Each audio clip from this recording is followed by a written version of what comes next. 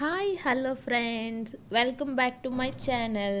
ఇప్పుడైతే మీకు అండమాన్ జైల్లో లైటింగ్ షో గురించి అయితే నేను చెప్పాలి, చూపించాలి అని అనుకుంటున్నాను. దీనికి ముందుగా అయితే పెద్దవాళ్ళకైతే 350, అలానే చిన్నపిల్లలకి 200 టికెట్ అయితే ముందుగా తీసుకొని వెళ్ళిపోవాలి. ఈ షో అనేది ఈవినింగ్ 5:30 నుంచి స్టార్ట్ అవుతుంది. 1.5 hours ఉంటుంది. ఇది హిందీ అండ్ ఇంగ్లీష్లో మాత్రమే ఉంటుంది, కానీ మనకి అవి చూస్తే మనకి సింపుల్గా అర్థమైపోద్ది హిందీ రాకపోయినా కూడా. నేనైతే హిందీ షోకి అయితే వెళ్ళాను. మీకు ఎప్పటి నుంచో అండమాన్ జైలు చూపిస్తా అంటున్నాను కదా, ఇప్పటి వరకు చూపించలేదు. నెక్స్ట్ వీడియోలో మాత్రం అండమాన్ జైలు మొత్తం మీకు చూపిస్తాను. ఇప్పుడైతే ముందుగా మనం లోపలికి వెళ్ళిపోయాం. చాలామంది ఈ షోకి అయితే చాలా పెద్ద లైన్ ఉంటుంది. ఇప్పుడైతే ఈ షో స్టార్ట్ అవుతుంది. మాకు 6:30కి స్టార్ట్ అవుతుంది. ఈ షోలో ఏముంటుందంటే ఈ జైలు ఎలా కట్టారు, అలానే బ్రిటిష్ వారు మనల్ని ఎలా హింసించారు అనేది ఈ షోలో మనకు కనిపిస్తుంది. ఎక్కడో మిస్ చేయకండి, చాలా అంటే చాలా బాగుంటుంది. సరే, మరి వీడియో అయితే చూసేయండి.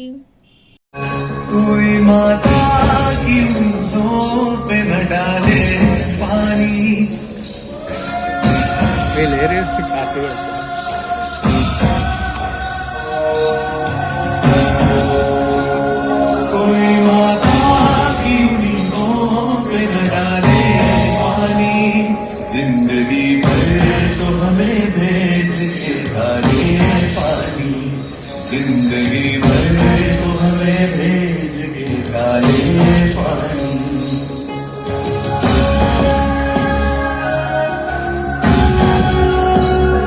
आसमां का यही बाकी था गजब डाले को, लाके गुर्बत में रखा है हमें तड़पाने को। आसमां का यही बाकी था गजब ढाने को, लाके गुर्बत में रखा है हमें तड़पाने को। आज इस घर में हम तैयार थे मर जाने को, जिंदगी हमसे छुड़ाया है जिंदगी भर तो हमें भेज के डाले पानी, जिंदगी भर तो हमें भेज के डाले पानी। कोई माना कि उंगलियों पे न डाले पानी, कोई माना कि उंगलियों पे न डाले पानी, जिंदगी भर तो हमें भेज के डाले पानी, जिंदगी भर तो हमें भेज के डाले पानी, जिंदगी भर तो हमें भेज के डाले पानी।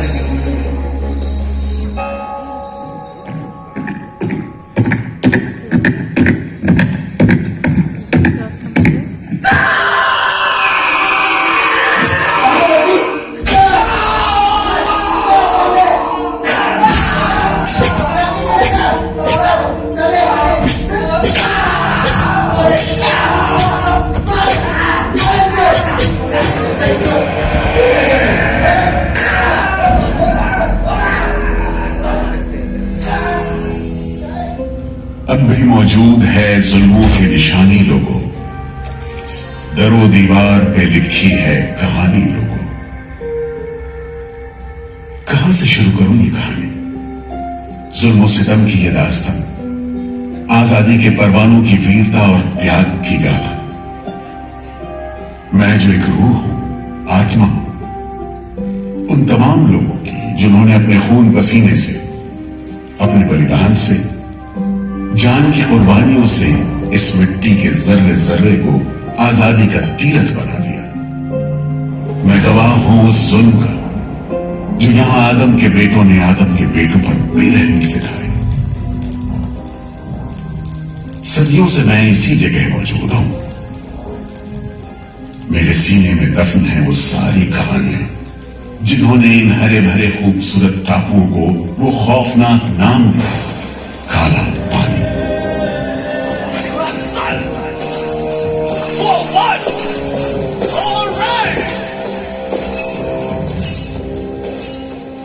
तो वहीं से शुरू करते हैं, उसी हरियाली से जो कैद करने वालों के जुल्म और कैदियों के खून पसीने से बेदाग थी।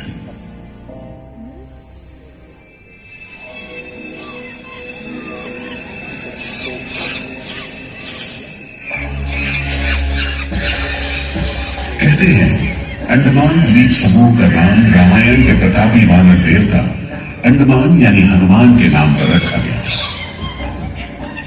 पुराने जमाने से ये कहानी चली आती है कि जब राम ने लंका पर चढ़ाई करने की योजना बनाई थी तो पहले इन्हीं टापुओं से धावा मारने की सोची थी, लेकिन बाद में इरादा बदलकर धनुषकोटि से हमला किया। इतिहास और पुराण में अंडमान द्वीप समूह इसी सिलसिले में याद किया जाता रहा है। उधर दूसरी शताब्दी के रोमन भूगोल शास्त्री टॉलमी ने इन टापुओं को दुनिया के पहले नक्शे में जगह दी और नाम रखा एग्डेमोन, एक ग्रीक गॉड एगेमेम्नॉन के नाम पर, जो भाग्य का प्रतीक है। इन टापुओं की तरफ लोगों का आना शुरू हुआ। धर्म प्रचारक, लुटेरे, बागी, मल्ला, किस्मत आजमाने को निकले जहाजी, हर तरह के लोग यहां आते रहे। 18वीं सदी के अंत में ईस्ट इंडिया कंपनी ने इन टापुओं पर एक बस्ती कायम करने की कोशिश की और यहां लेफ्टिनेंट आर्चिबाल्ड ब्लेयर को भेजा, मगर यह कोशिश नाकाम रही और अगले 60-70 बरस तक किसी ने इन टापुओं की सुध नहीं ली।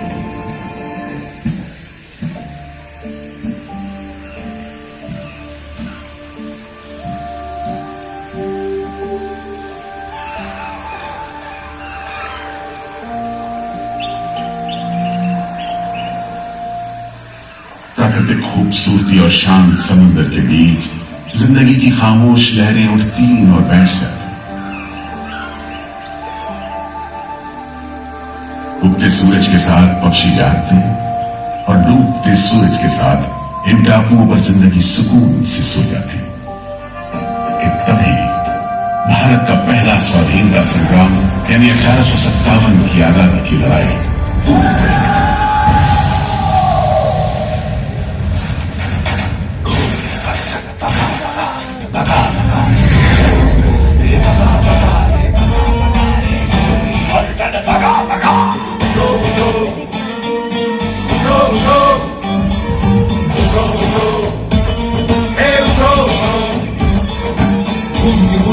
सत्तावन में मंगल पांडे की लड़का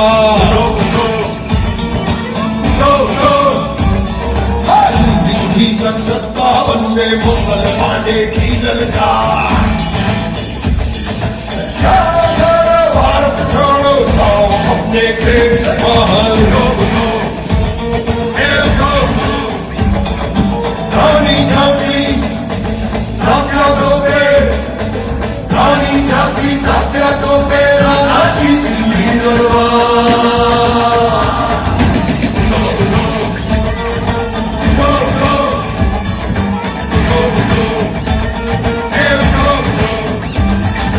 अंग्रेजों को मर भगाए तुमने मिलकर किया करो, बाकी पलटन अंग्रेजों की एक वादियों की तलवार। चली मशाले आजादी की तोपे गरजे बारंबार।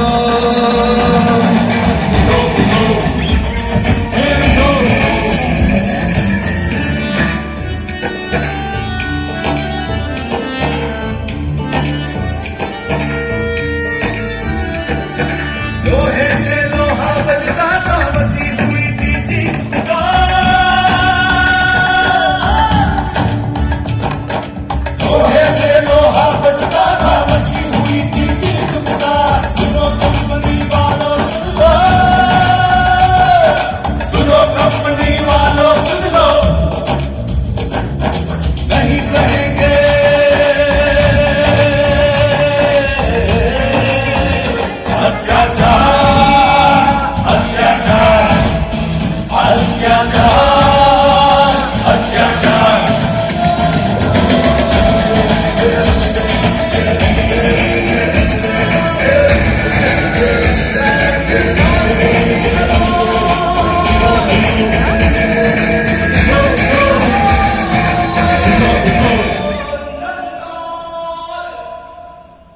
जल्द ही बगावत की लपटों की तपिश शांत पड़े अंडमान द्वीप समूह पर पड़ने वाली थी। आजादी के मतवालों को सबक सिखाने के लिए फिरंगी सरकार ने 15 जनवरी 1858 को पूरे के पूरे अंडमान द्वीप समूह को एक कैद खाने में बदलने का फैसला किया। His Excellency गवर्नर जनरल ने काउंसिल में ये फैसला किया है कि अंडमान आइलैंड में कैदियों की एक बस्ती बनाई जाए। इसमें शुरू में ऐसे मुजरिम रखे जाएं जिन्हें बगावत और राजद्रोह और इससे ताल्लुक रखने वाले दूसरे अपराधियों के लिए कैद या देश निकालने की सजा दी गई हो। और इस तरह अंडमान द्वीप समूह की पुरानी खाड़ी का नाम लेफ्टिनेंट आर्चिबाल्ड ब्लेयर के नाम पर पोर्ट ब्लेयर रखकर मुजरिमों की बस्ती कायम की गई। सन 57 के वीरों के नक्शे कदम पर कुछ ही साल बाद अंडमान की धरती पर पैर रखे वहाबी आंदोलन के राजनीतिक बंदी हुए। 1860 से 1872 के बीच बहुत से वहाबी आंदोलनकारी अंडमान भेजे गए। सरहदी सूबे का रहने वाला एक पठान शेर अली आफरीदी भी अंडमान में उस समय उम्र कैद की सजा काट रहा था और अंग्रेजों से बदला लेने के लिए मौके की तलाश में था।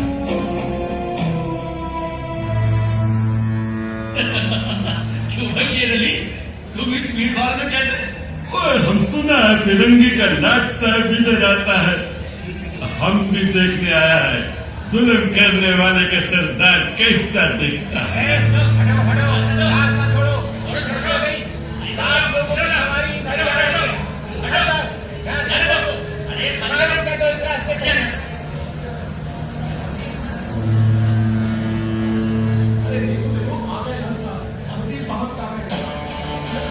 मिस्टर बर्ड, मैं सोचता हूं कि इस खूबसूरती के बीच रहने के लिए प्रिजनर होना भी मैं एक्सेप्ट कर लेता। Yes, Indeed. Just look how beautiful this place is. ये प्रिजनर लोग इस खूबसूरती को नहीं देते, वरना इस टापू को प्रिजन नहीं स्वर्ग समझते। यस सर, आप ठीक कहते हैं। इधर आइए प्लीज। हम तुमको खत्म करने का फिरंगी जालिम कैदियों के साथ हैवानी सलूक करता है। हम बर्दाश्त नहीं करेंगे।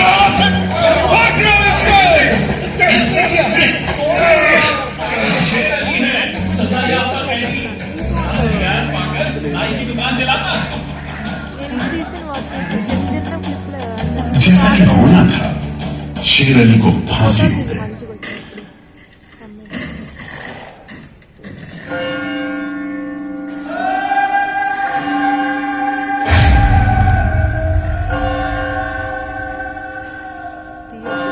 शायद इसी घटना का असर था कि ब्रिटिश सरकार ने कैदियों के साथ और भी कड़ाई बरतने के बारे में गंभीरता से सोचना शुरू किया।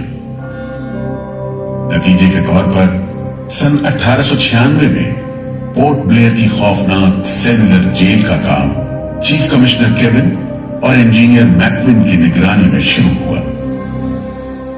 यूरेनस मक्वीन, आपकी जांच पूरी हो गई? यस सर, हमने पूरा टापू का मुआयना कर लिया है। तो आपके हिसाब से जेल कहाँ बनेगी? मेरा राय भी जेल इसी जगह बने तो अच्छा रहेगा सर। इस पहाड़ी पर? यस सर, हम इस पहाड़ी को ईस्ट का तरफ ऊपर से काट कर समुद्र से 60 फीट की ऊंचाई पर मैदान बना देगा। इससे दो फायदा होगा, जेल के लिए जगह निकलेगा और पहाड़ी काटने से जो मिट्टी निकलेगा उससे हम नीचे का दलदल को भरकर ऑफिसर्स के लिए टेनिस एंड क्रिकेट खेलने का मैदान, इवन जिमखाना क्लब भी बना सकता सर। तय हुआ कि 5 लाख रुपए की लागत से पोर्ट ब्लेयर की इस पहाड़ी पर जेल बनेगा। फौरन कारीगरों के अलावा 600 कैदियों को काम पर लगा दिया गया। इस जेल में एक वक्त में 700 कैदियों को बंद रखा जा सकता है। योजना के अनुसार जेल के बीचों बीच एक मीनार बनाई जानी थी, जिसकी 7 दिशाओं में 7 खंड किसी सितारे की भुजाओं की तरह निकले होंगे। 3 मंजिलें बनाई जानी थी और 7 खंड में कुल मिलाकर 698 कोठरियों का निर्माण होना था। ईंटों की ढुलाई के लिए ट्रेन की 5 मील लंबी पटरी बिछाई गई। इमारत बनाने के लिए ढेर सारे सामान बर्मा से मंगवाए गए। जेल को बनाने में कोई 3 करोड़ ईंटें इस्तेमाल की गई। इंसानी खून पसीने की तो कोई गिनती ही नहीं।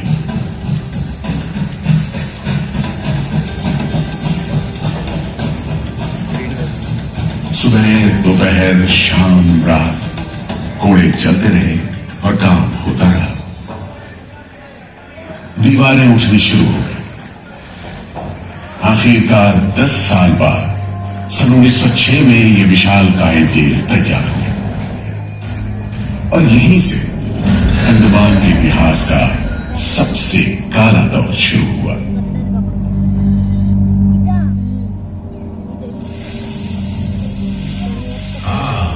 सच कहते हो, आज भी उस दौर को याद करके झुरझुरी सी हो जाती है। मैं पुराना पीपल का पेड़, काकोरी कांड, लाहौरी बम कांड, मोपला विद्रोह, नासिक षड्यंत्र, कितने मामले गिनवाए, ये सूची लंबी है। लिहाजा एक नए किस्म के अभियुक्तों ने अंडमान की सेल्यूलर जेल में कदम रखा। ये नई किस्म थी क्रांतिकारियों की। क्या शानदार लोग थे, मस्ती में झूमते, गीत गाते जेल में कदम रख रहे थे, मानो जेल नहीं मंदिर जा रहे हो। आजादी के ये परवाने देश के कोने कोने से आए थे। सरफरोशी की तमन्ना अब हमारे दिल में है, देखना है। परमानंद शास्त्री हाजिर है। बटुकेश्वर दत्त हाजिर। सचेंद्र नाथ सान्याल हाजिर। उल्लासकर दत्त हाजिर। पृथ्वी सिंह आजाद हाजिर। हर आदमी के दिल में स्वाधीनता की लौ जल रही थी। इस जोत को बुझाने का काम ब्रिटिश सरकार ने जिस अफसर को सौंपा, वो था सेल्यूलर जेल का जेलर डेविड बेरी। जमादार जी हुजूर। नया कैदी लोग आया? जी सरकार, सभी लाइन से खड़े हैं। ठीक है, सुनो, इनसे कह दो कि इस जगह पर हम शेर को पालतू बनाता है। तुम जेल का दीवार देखता है, जानता है इसको इतना नीचे क्यों बनाया? इधर से कोई भागने को नहीं सकता। यह सब तरफ 1000 माइल्स तक पानी है और ऊपर खुदा है। और तुम हमको देखता है? हम इधर का खुदा है, डेविड बेरी। Get it? इस तरह कैदियों से ठस भरी जेल की गंदी सीलन भरी बदबूदार हवा में कैदियों का बंदी जीवन शुरू होता है। बेड़ियों की आवाज, वार्डनों की गाली गलौज और मार खाते कैदियों की चीख पुकार से गूंजते कोठरियों का दम घुटन माहौल कड़े से कड़े इंसान को तोड़ने के लिए काफी था। लेकिन इन कोठरियों में ऐसे बंदी भी आए जिन्हें ये माहौल हताश करने की बजाय जुल्म का मुकाबला करने की प्रेरणा देता रहा। वीर विनायक दामोदर सावरकर, ये नाम ऐसे ही बंदियों में बड़े सम्मान के साथ लिया जाता है।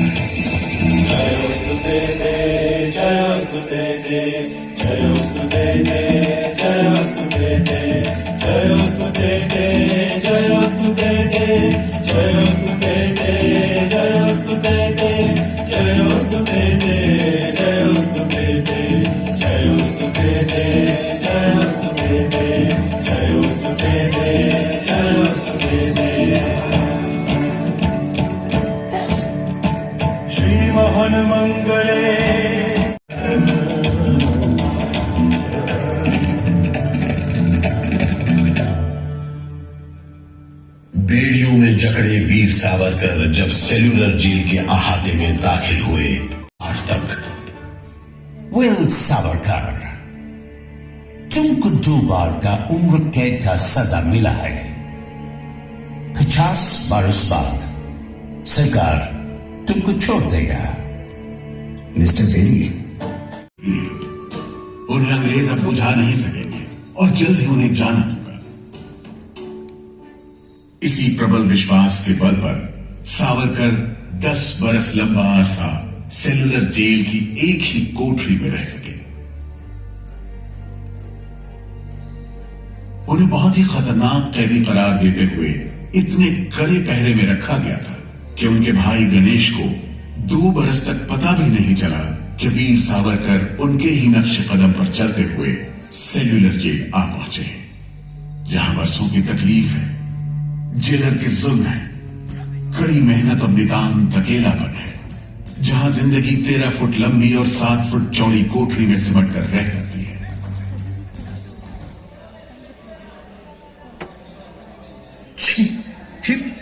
ये कैसा रद्दी खाना है? चावल में कंकड़ है, सब्जी में रेत है और दाल में कीड़े। खाना क्या है? घास फूस है। बर्तन में देखो कैसे टूटे फूटे, जंग से लाल और तेल से जुड़े हुए। सबसे ज्यादा कमी तो पानी की है। आज सुबह जब मैंने पानी मांगा, जमादार बोला दिन में 2 बार मिलेगा बस। अरे पीने लायक होता तो बात था। इतनी बास मारता है कि नाक बंद करके पीना पड़ता है। इस खाने को कैसे खा सकते हैं? कैदियों को गाली देना या पीटना मामूली बात थी, चाहे वो खा रहे हों या काम कर रहे हों। और काम न सिर्फ मुश्किल था बल्कि उसका कोटा भी तय था। 7 में से 4 खंडों की कोठरियों में तेल निकालने के उपकरण लगे थे।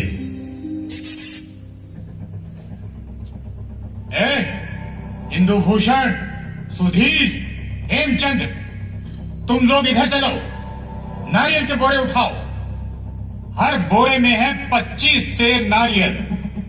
इन्हें पहुंचाओ 3री मंजिल पर। शाम तक हर आदमी को 30 पाउंड तेल निकालना है, समझे?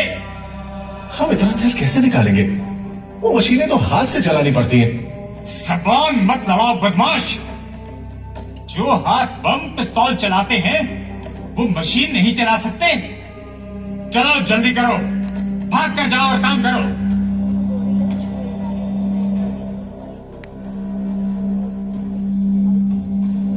मेरा बात ध्यान से सुनो। जी हुजूर। जो आदमी काम नहीं करे उसको ब्रेक लगाओ। जी हुजूर। समझा? जी। सजा दो, कोई छूट नहीं दो। जी। कोटा पूरा कराओ। जी। लेकिन तमाम मारपीट और गाली गलौज के बावजूद यदि कैदी काम पूरा न कर पाते, तब जो सजा मिलती वो किसी की भी हिम्मत तोड़ने के लिए काफी थी। चपाटार, जी हुजूर। इसको 2 दिन तक टाट का वर्दी पहनाओ। कल से इसका गाना बंद। जी। सिर्फ 2 कप कंजी दो। जी हुजूर। ये पहला बार काम नहीं पूरा किया, जी। इस वास्ते इसको 1 हफ्ता हथकड़ी में रखो। जी हुजूर। ये बागी का बच्चा है, इसको बेड़ी डालो। इसको भी बेड़ी डालो 6 महीने तक। जी हुजूर। तुम अब तक 5 बार काम का कोटा पूरा नहीं किया, हम तुमको इस बदमाशी का मजा चखाएगा। जमादार, जी हुजूर। इसको तन्हाई में रखो। जी। Solitary confinement. जी। कोठरी में काम दो। जी। और इसको ब्रेक लगाओ। और मार। नारे बोलेगा। बोल नारे। बोल नारे। बोल नारे। जितनी ताकत है बोल नारे।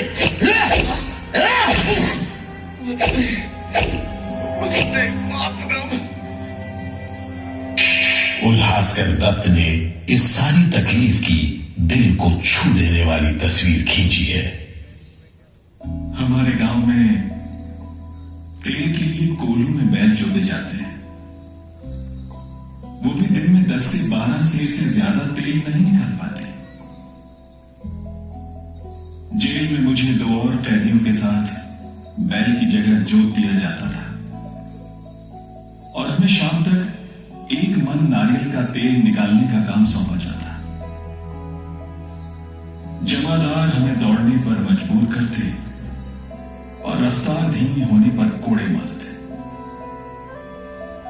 हर रोज न जाने हम कितनी बार लड़खड़ाते, गिरते और मार खाते, और ये सिलसिला निरंतर चलता रहा। हुजूर, ये काम करने से इनकार करता है। क्यों काम नहीं करेगा? जैसा बर्ताव ये जमादार करते हैं उसमें मैं काम नहीं करूंगा। मारपीट और सजा का नतीजा ये हुआ कि उल्हासकर ने 7 दिन के बाद खाना पीना और बात करना भी बंद कर दिया। वार्डनों का ख्याल था कि उल्हासकर पागल होते जा रहे हैं, लेकिन जेलर बेनी ने इसे नाटक बताते हुए उल्हासकर को बिजली के झटके लगाने का हुक्म दिया, जिसके बाद उल्हासकर 3 दिन और 3 रात बेहोश रहे। उसके बाद कहीं जाकर डॉक्टर को बुलाया गया।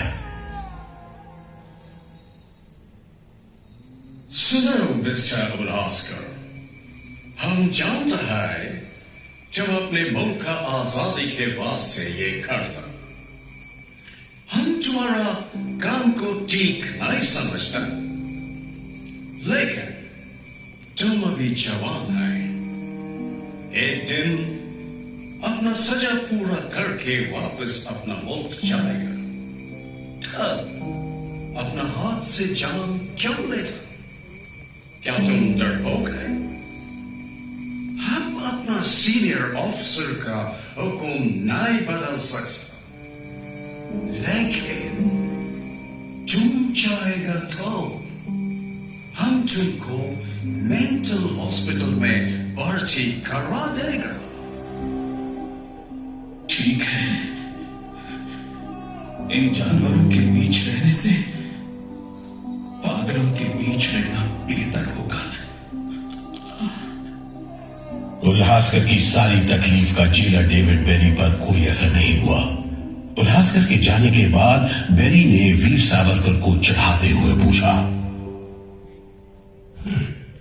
क्यों सावरकर, तू भी पागलपन का बहाना करेगा क्या? तुम्हारे बाद मिस्टर बेरी। अच्छा। हाँ, जिस तरह के अत्याचार तुम कर रहे हो उनसे कोई भी आदमी पागल हो सकता है। रहने दो ये सवाल सावरकर, तुम अच्छी तरह जानता है उल्हासकर पागल नहीं है, बहाना करता है। मिस्टर बेरी, अगर तुम सोचते हो कि उल्लास बहाना कर रहा था, तब तुम पहले ही पागल हो चुके हो। ये सब अत्याचार बंद करो, वरना हमारे पास स्ट्राइक के अलावा कोई रास्ता नहीं बचेगा। छूट नहीं, रियायत नहीं तो काम नहीं, छूट नहीं, रियायत नहीं तो काम नहीं। हमारी मांगे पूरी करो, पूरी करो।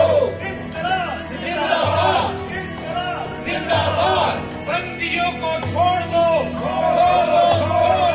बंदियों को छोड़ दो। और इस तरह कैदियों ने अपना आखिरी हथियार इस्तेमाल करना शुरू किया। हड़तालों का एक लंबा सिलसिला चल पड़ा, मगर ऐसे मामलों से जेलर बेरी और उसके अमले के रवैये में कोई खास फर्क नहीं पड़ा। कुल मिलाकर सेलुलर जेल के कैदी तकलीफ और बदसलूकी के बीच अपने दिन गुजारते रहे।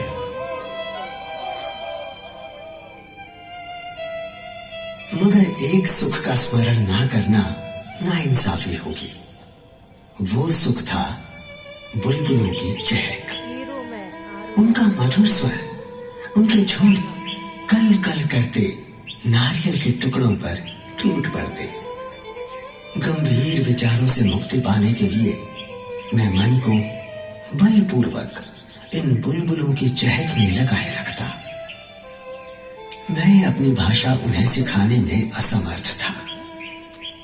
यदि सिखा पाता तो मैं उन्हें देश प्रेम के गीत सिखा देता, ताकि कि अगर कोई मेरी कोठरी खोजता हुआ आए तो लोग कहें कि जिसके सामने बुलबुल देश प्रेम के गीत गा रही हो वही सावरकर की कोठरी है।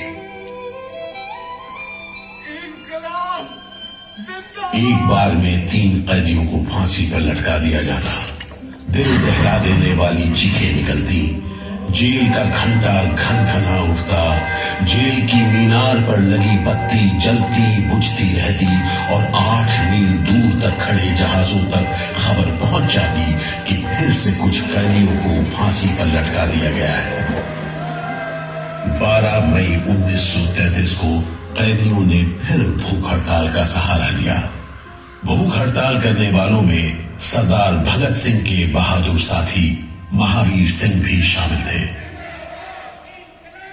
हड़ताल के 5वें दिन जब कैदियों को जबरदस्ती खुराक दी जाने लगी तो महावीर सिंह ने ताकतवर विरोध किया। जालिमों, तुम नहीं जानते कि हम कौन हैं। हम मर सकते हैं पर छुपकर नहीं रह सकते। हमें ऑर्डर मिला है तुम्हें दूध पिलाने का। चलो जमादार, पकड़ो इसे।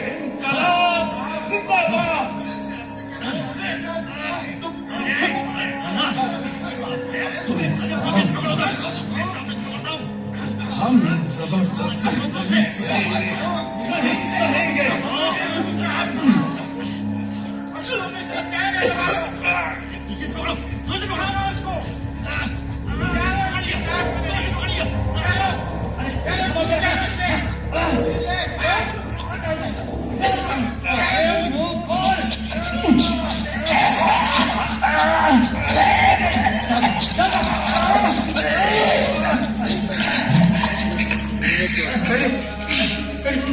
क्या हो गया? क्या करें? अरे इसकी तो आंखें उलट गई। अरे इसकी तो आंखें उलट गई है। अब क्या करें? लगता है दूध इसके फेफड़ों में चला गया है। क्या हो? नली निकालो, जल्दी करो, जल्दी।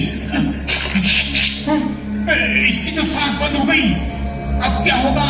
होगा क्या? लाश को गुपचुप ठिकाने लगा दो, किसी को कानो कान खबर ना हो। मैं तो कहता हूँ साहब, इसकी लाश को बोरे में डालकर पत्थर से बांधकर समंदर में बहा दीजिए। किस्सा खत्म। फिर ऐसा ही करो, झटपट ले जाओ उसे, झटपट ले जाओ। लेकिन ये खबर छिपी नहीं रह सकी। जब लोगों को पता चला तो देश भर में विरोध की भीषण लहर फैल गई।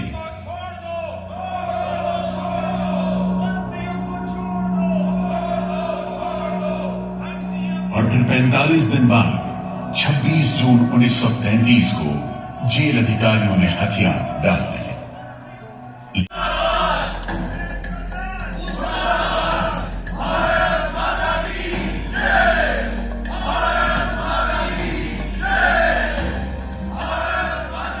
इस भूख हड़ताल का असर पूरे देश पर पड़ा।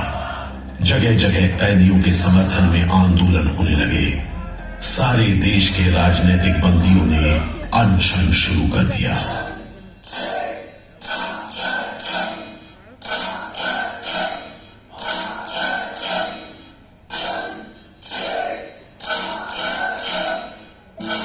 गुरुदेव रविंद्रनाथ ठाकुर और कांग्रेस की कार्यकारिणी की तरफ से जवाहरलाल नेहरू ने कैदियों से भूख हड़ताल समाप्त करने की अपील की और 28 अगस्त 1937 को गांधी जी ने सेलुलर जेल के बंदियों को तार से संदेश भेजा।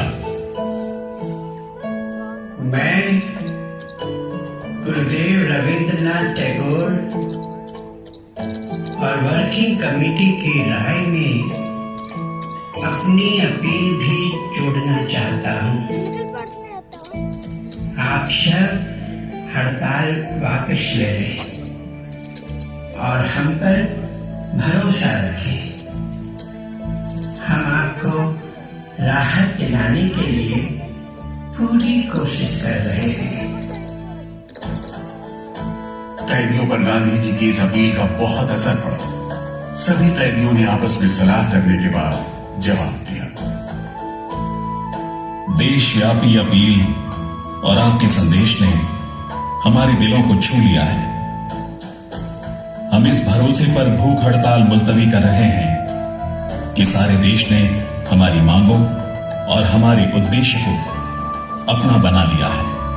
वंदे मातरम। 36 दिन के संघर्ष के बाद एक बार फिर बंदियों की जीत हुई। नतीजे के तौर पर सितंबर 1937 से सेलुलर जेल के कैदियों की स्वदेश वापसी शुरू हो गई। आखिरी जत्था जनवरी 1938 में रवाना हुआ और 80 साल बाद सेलुलर जेल राजनीतिक बंदियों से खाली हो गई और अंडमान द्वीप समूह के इतिहास का एक तकलीफदेह दौर खत्म हो गया।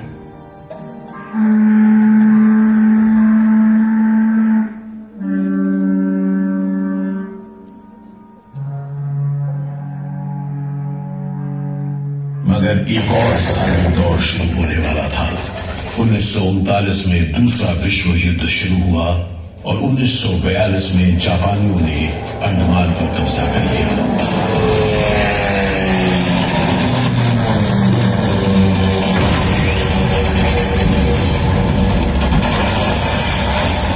हालांकि अंडमान पर जापानियों का कब्जा सिर्फ 3 साल रहा, लेकिन इस अरसे में भी उन्होंने काफी जुल्म किया।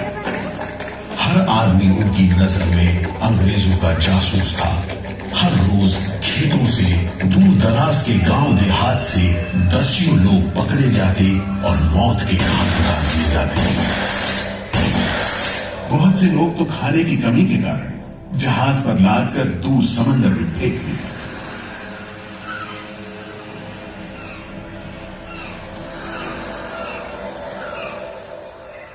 इसी दौरान नेताजी सुभाष चंद्र बोस अंडमान आए और जेल का मुआयना भी किया, मगर जापानी उन्हें जेल के उन हिस्सों में नहीं ले गए जहां वो सैकड़ों कैदियों को जासूस करार देकर तकलीफें पहुंचाते थे। अपनी छोटी सी अंडमान यात्रा के दौरान नेताजी ने तिरंगा भी फहराया।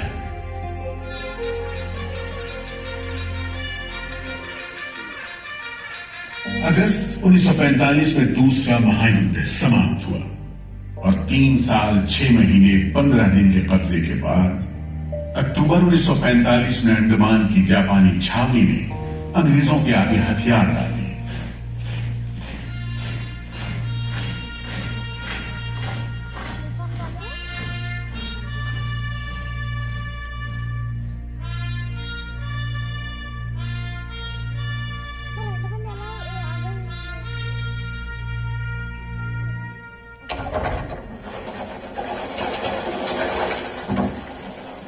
सेलुलर जेल के फाटक एक बार फिर खुले और कैदियों को रिहा कर दिया गया। इसके बाद 2 साल के अंदर भारत में ब्रिटिश सरकार का शासन खत्म हो गया।